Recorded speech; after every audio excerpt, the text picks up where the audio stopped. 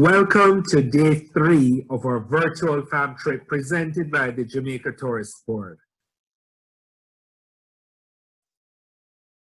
Today, we're gonna travel from Negril to Montego Bay.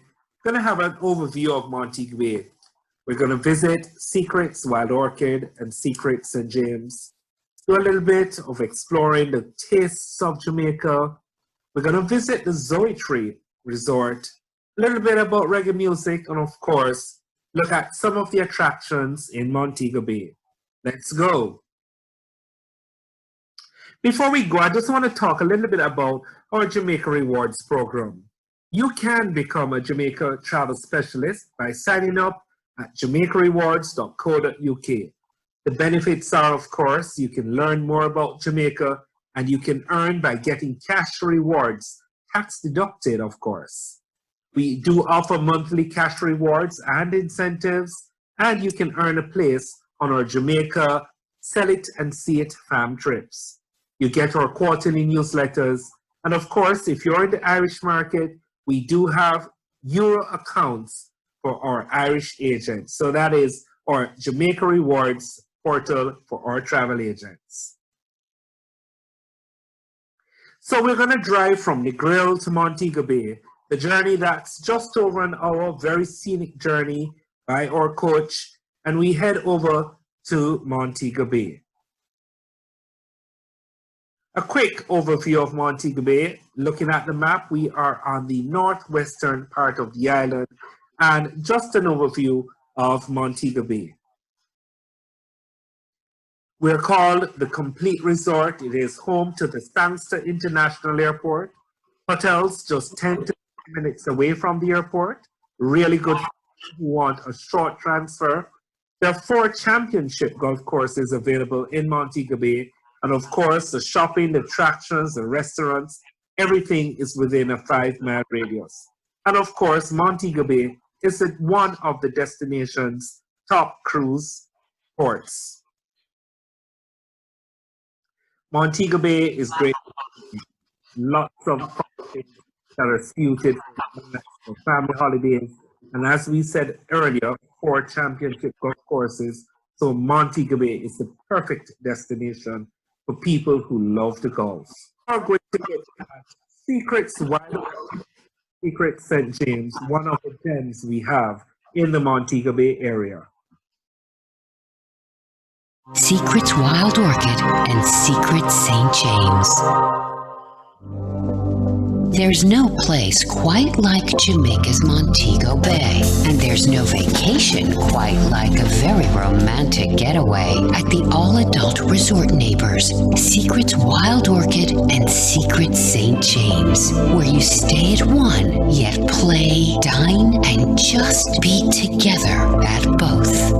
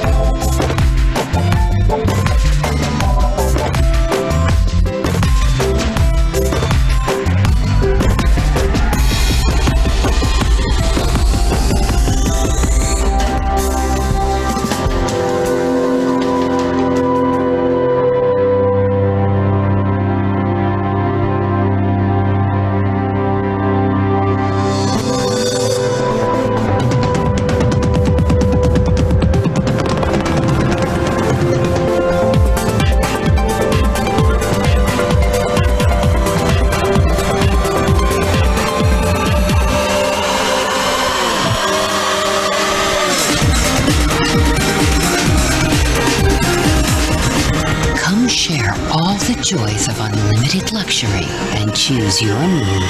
Stay at one, play at both. Two secrets, one soul.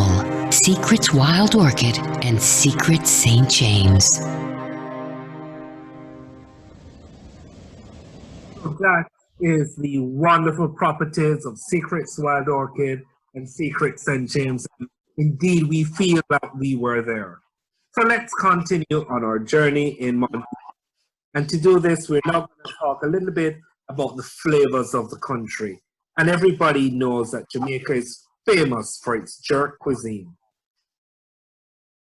But before we get to our jerk stand, along the roads, you'll find lots of people selling fruit, and it's a great opportunity to interact and meet some smiling Jamaicans.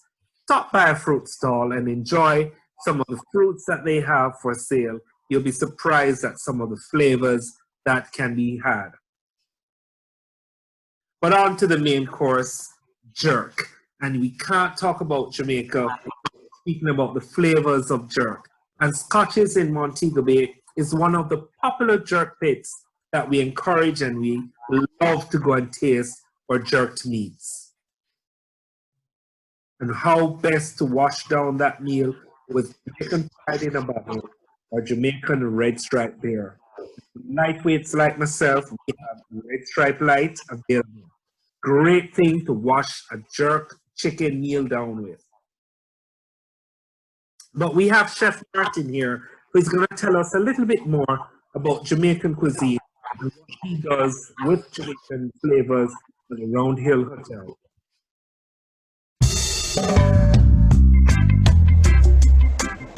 I'm Chef Martin McKinley, Executive Chef at Round Hill Resort and Spa.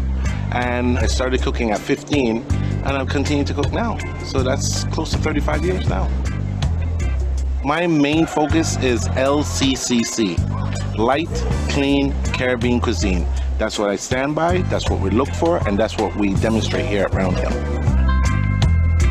A lot of clients who come here, they know what they come for. You know, they come for a lifestyle. They come to eat the purest food, they come to relax. So our expectations are very high. But Jamaica has the big, bold flavors. You know, we have the Scotch bonnet, you have the jerk, the ginger's real spicy, and everything's super fresh. You know, fresh is when you're able to pick it and you're able to use it at the same time. I have a program here at Round Hill called See, Touch, and Taste, where we're able to take the guests to our organic garden. They get to see it, they get to touch it, and we bring it back to the kitchen and get to taste it. That's fresh. Now, when you working with the freshest ingredients and freshest product, it takes you to the next level. Why come to Jamaica? To experience the people, the culture, and the food. Because it is unbelievable when you're able to come to an island and get all those three things wrapped into one. It's amazing. And they got great beaches and sunshine is here too as well.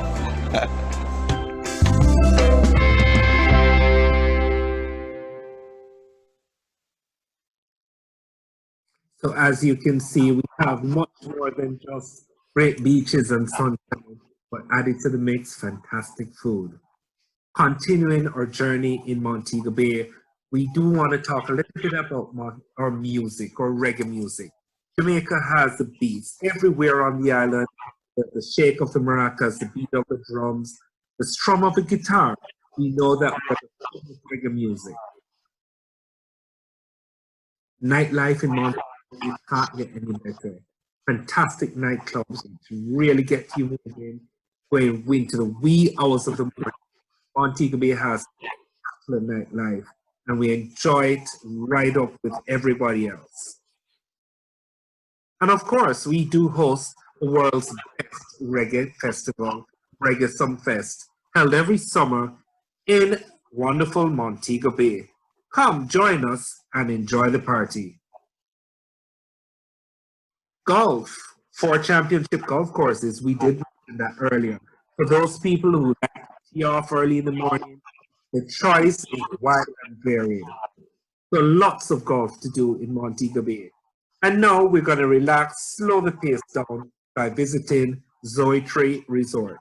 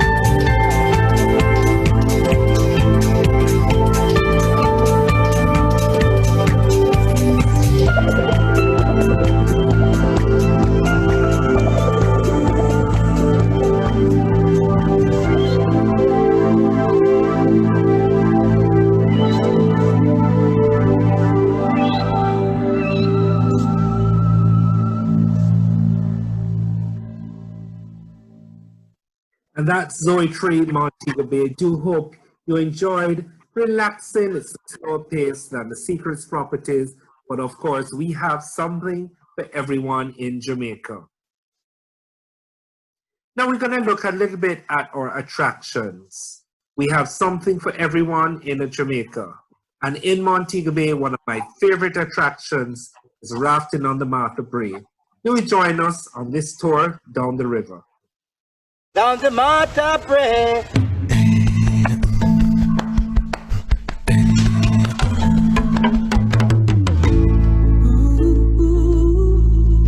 This is my beautiful island of Jamaica. You can look and see the lush vegetation. The river raft tour takes about 90 minutes from top to the bottom. Watch the river glides along and you just cool off. You can listen to the sounds of the birds while they sing. It is very relaxing.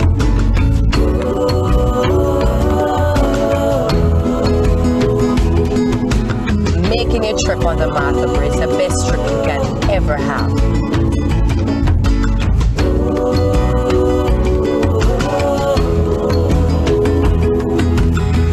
Please come again someday.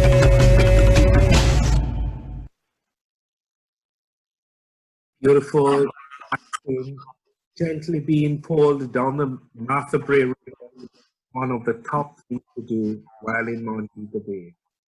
Our next attraction is the mysterious Rose Hall Great House. Not for the faint-hearted, they go up tours in the day, but my advice, do the night tour because it has lots of surprises in store. I won't spoil it for you, but invite you to join me as we visit the Rose Hall Great House. What makes a place scary? Is it the lingering evil force of a person who once dominated a location? That's the case at Rose Hall, Montego Bay, Jamaica. In 1820, a beautiful and diabolical young woman named Annie Mae Patterson moved to Rose Hall from Haiti, where she had been trained in the black arts of voodoo. Soon after, her 3 husbands died mysteriously, and many other bodies turned up, until Annie was murdered. Now the ghostly White Witch of Rose Hall keeps an eye on the place and keeps unwelcome visitors out.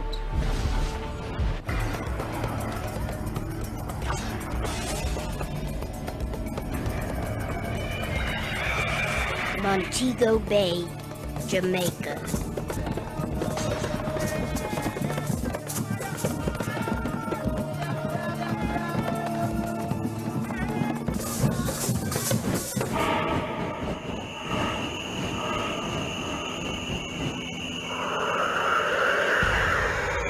Rose Hall Great House.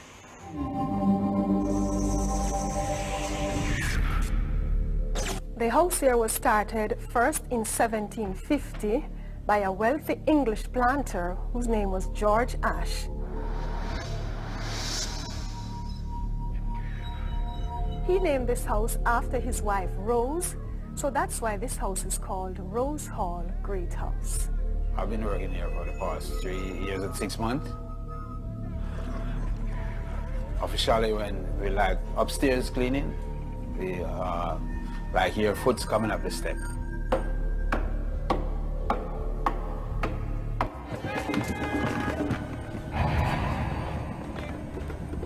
This is the sound that I heard coming up the stairs. After John and Rose died, because they never had any children, the house was passed on to the grandnephew, John Rose Palmer. He met and married Annie Mae Patterson in 1820. She was the second lady to have lived inside this house, and she's the one that they nicknamed the White Witch of Rose Hall.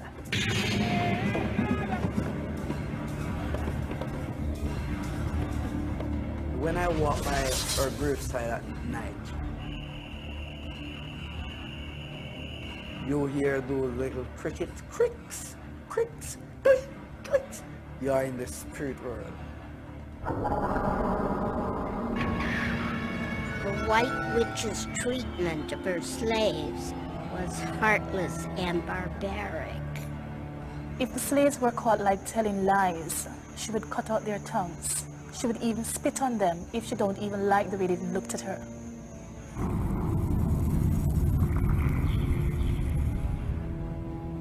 She would make love to the slaves and kill them afterwards. She would also have bear traps placed under the bushes for catching the feet of the runaway slaves, so she used them as human trap. The slaves were thrown into a cell 16 feet below the ground to suffocate to death. She would place them there without food, water, light, medical attention. So most of them would die from heat and hunger. It is said because of how she was so cruel, a servant girl tried once to poison her in a cup of milk. The White Witch discovered the plot, and the servant was beheaded. She ordered a high voodoo priest to walk all the way from Montego Bay, barefooted with that bloody head in a basket on his or her head.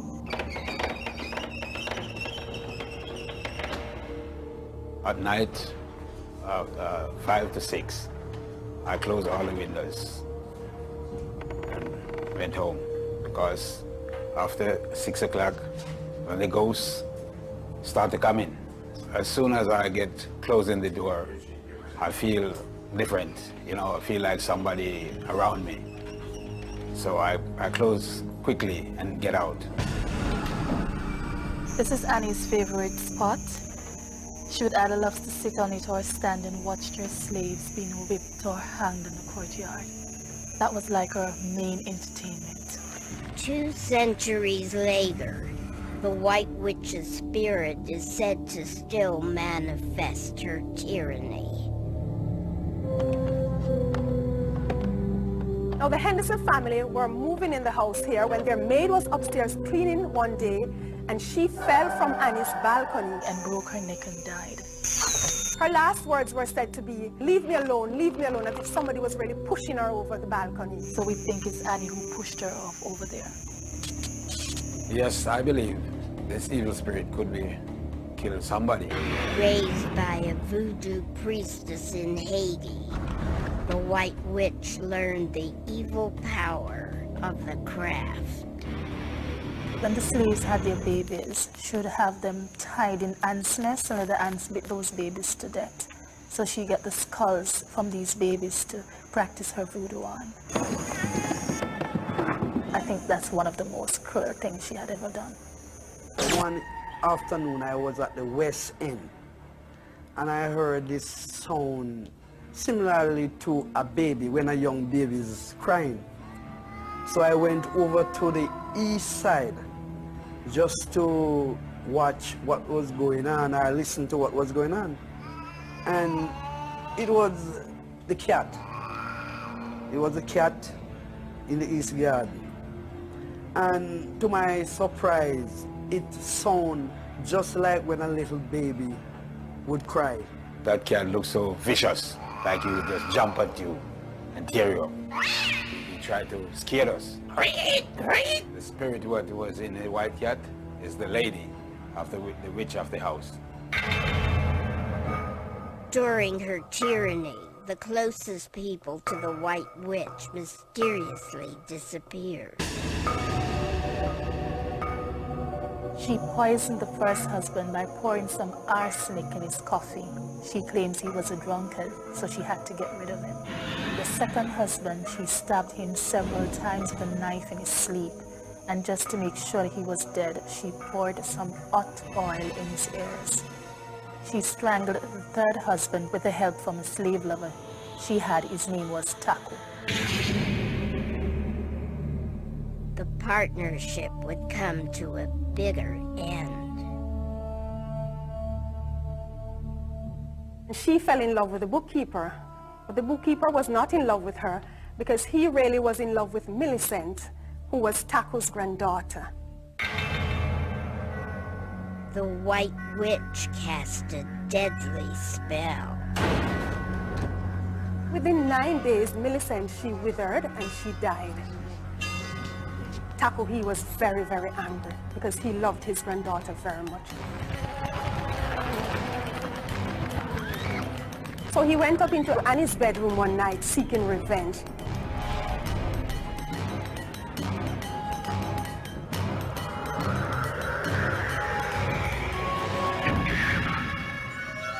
Taku strangled her to death in revenge of his granddaughter Millicent. It was neighboring people of Rose Hall who buried her because when she died, because she was such an evil witch, the slaves did not want it to touch her body because they were so afraid of her in life and in death. As you heard, Annie Palmer murdered 3 husbands, countless slave lovers before she died herself. And it is said it still haunts the house today. So one of the great things we can do in Montego Bay. So we do hope you enjoyed our tour of Montego Bay. Get back to your hotel, relax, have some dinner. And from Shanika and I, see you tomorrow, or as we say, lick 'em on.